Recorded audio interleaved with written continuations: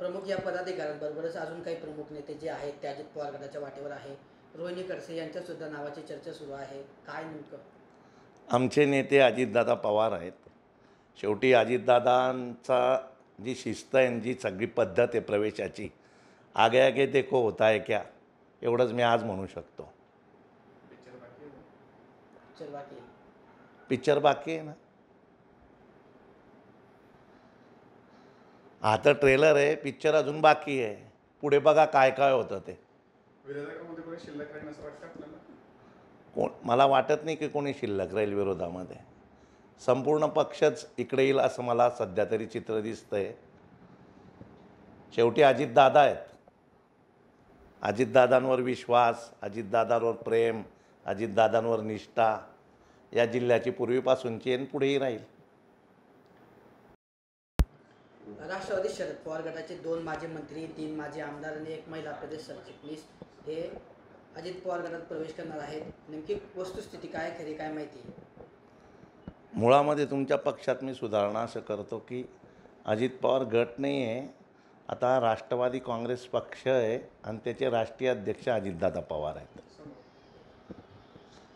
आणि आमची परवापासून मंगल कलश यात्रा सुरू झालेली आहे. मुक्ताईनगरपासून तर अंमळनेर, जळगाव, शहादा, नंदुरबार आणि आज यात्रेतूनच मी परत आलेलो आहे. कालच राष्ट्रीय नेते अजितदादा पवार साहेब यांचा फोन आल्यामुळे आज ज्यांचे प्रवेश आहे त्यांच्यासोबत मीटिंग झाली छोटेखानी आणि 3 तारखेला दुपारी 2 वाजता अजितदादा पवार साहेब, सुनीलजी तटकरे साहेब आणि जिल्ह्याचे आमचे माजी मंत्री अनिलदादा पाटील यांच्या उपस्थितीत मुंबईमध्ये हा प्रवेश सोहळा होणार आहे. कोण कोण प्रवेश करणार आहे? प्रवेशामध्ये माजी मंत्री राष्ट्रवादी काँग्रेस पक्षाचे डॉक्टर सतीश अण्णा पाटील, माजी मंत्री गुलाबराव देवकर, माजी आमदार दिलीप तात्या सोनवणे, माजी आमदार दिलीप वाघ, माजी आमदार कैलास पाटील आणि जिल्हा बँकेच्या माजी संचालिका तिलोत्तमाताई पाटील आणि अजून इतर बाजार समितीचे संचालक असे बरेच प्रमुख पदाधिकारी. तात्पुरता स्वरूपात हा प्रवेश सोहळा मुंबईला होणार आहे आणि येणाऱ्या 20-25 दिवसामध्ये एक भव्य मेळावा अजितदादा साहेबांच्या उपस्थितीत, तटकरे साहेबांच्या उपस्थितीत जळगावला शहरात एक भव्य मेळावा या ठिकाणी आमचा राष्ट्रवादी काँग्रेस पक्षाचा होणार आहे. या प्रमुख नेत्यांच्या व्यतिरिक्त अजून कोण कोण आपल्या संपर्कात आहे? भविष्यामध्ये आणखी कोणाचा प्रवेश होऊ शकतो? आता प्रवेशाचा अगोदर हे माजी आमदार, माजी मंत्री यांचा प्रवेश आहे.